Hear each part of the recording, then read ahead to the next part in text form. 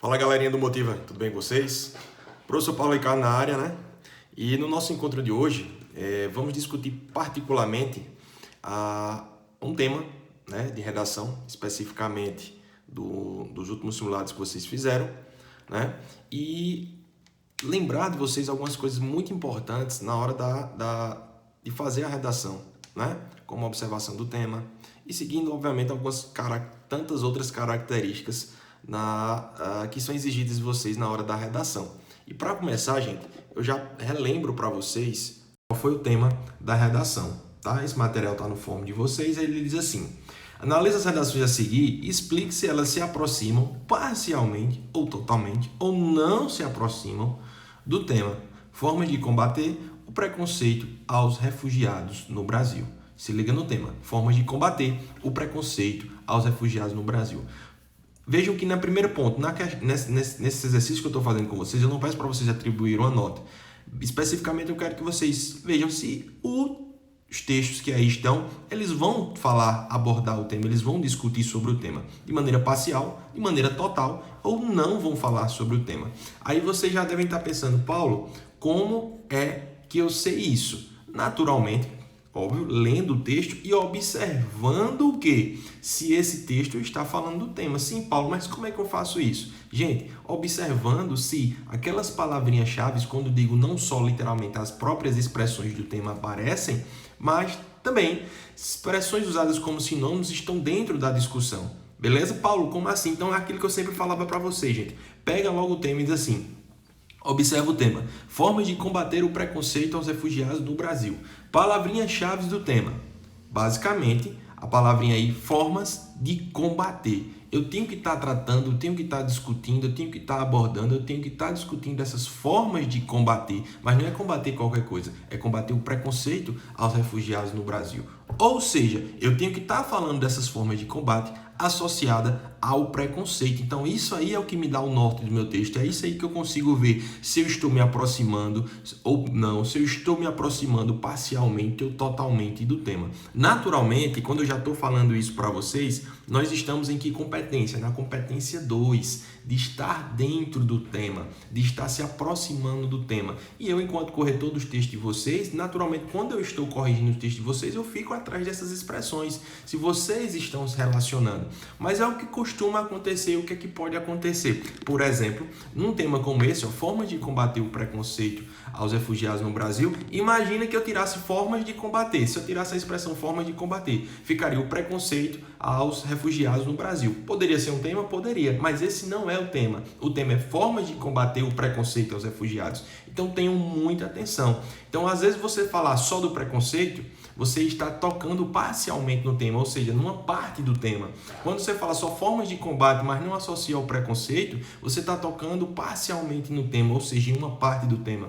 Você vai falar só dos refugiados no Brasil, mas não fala do preconceito, então você está tocando parcialmente. Então isso naturalmente vai afetando muito sua nota, principalmente na competência 2. É o que a gente chama de texto tangente ao tema. Ou seja, você não está falando sobre o tema. E como é o tema? Aquelas 3 expressões lá: formas de combater, preconceito e refugiados. Se falar apenas de 2 delas, se falar apenas de uma delas, vocês estão tangenciando o tema. E naturalmente essa tangência ela pode ser maior ou menor e naturalmente vai diminuindo a sua nota. Então é essa a minha preocupação que eu tive com vocês aí, principalmente porque tivemos vários problemas nesse sentido. Alunos que só falaram dessas três palavras importantíssimas para o tema, só falaram de uma, só falaram de 2. Então é essa análise que eu vou fazer com vocês hoje. Naturalmente, quando a gente for lendo as redações daqui a pouco, vocês vão percebendo outros problemas de outras competências, de norma culta, de uso de conectivos.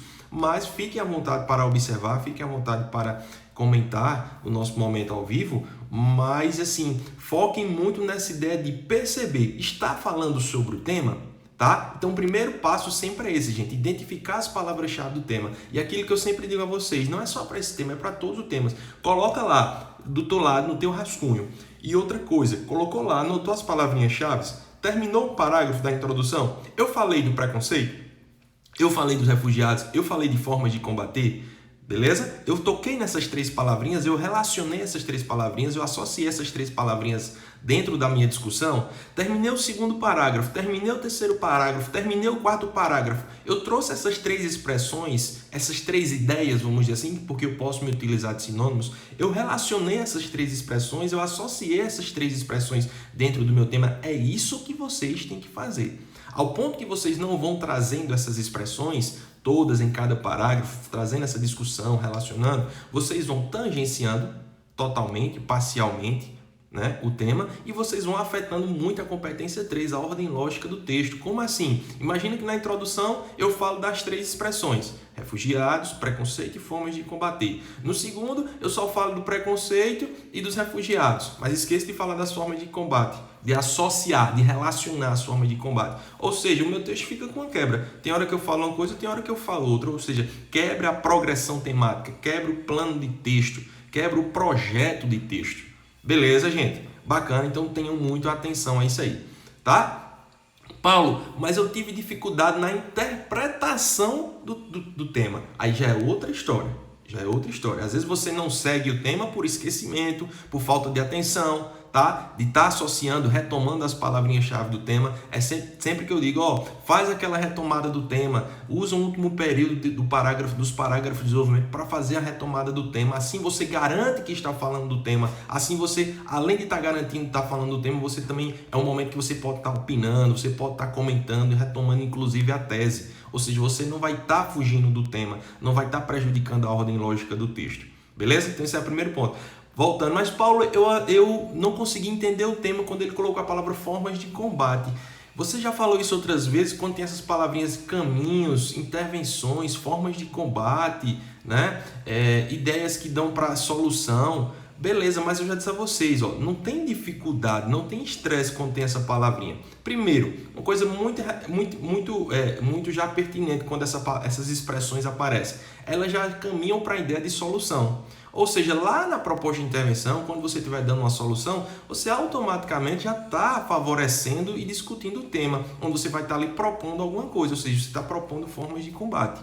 No entanto, ao longo do texto, você precisa vir mantendo a atenção do leitor sobre essas formas de combate.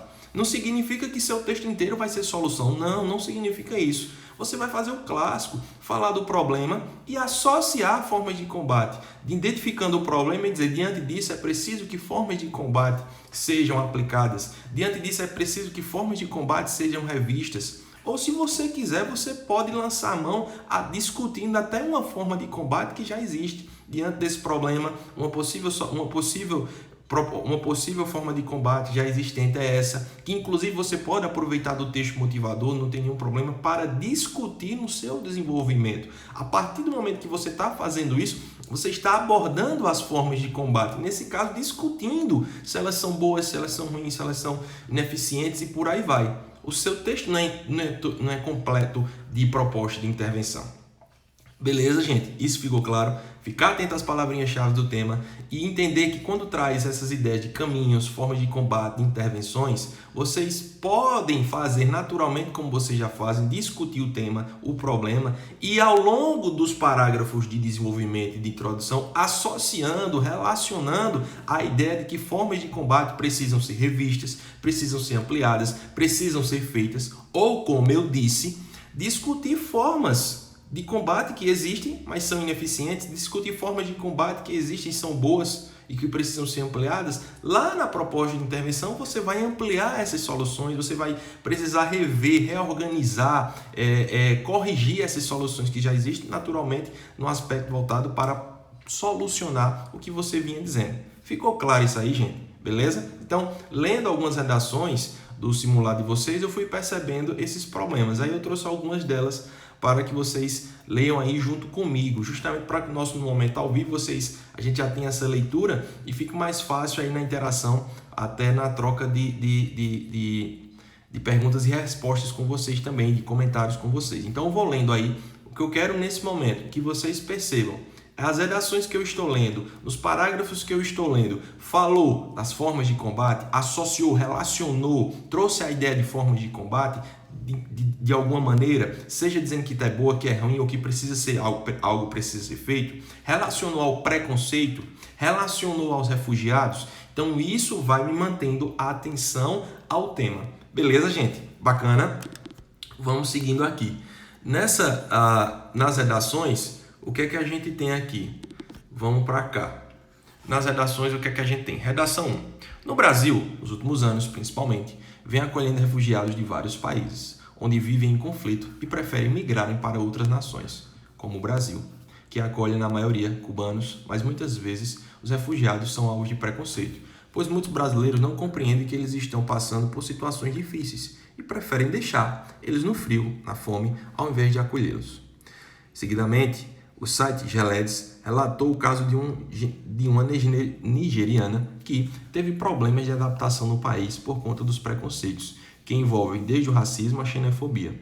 Isso é uma coisa que deve ser resolvida imediatamente, pois todos são iguais, independente da região e entre outros. Não esqueçam que eu pedi. Falou do preconceito? Falou dos refugiados? Falou das formas de combate? Associou, relacionou essa ideia de forma de combate?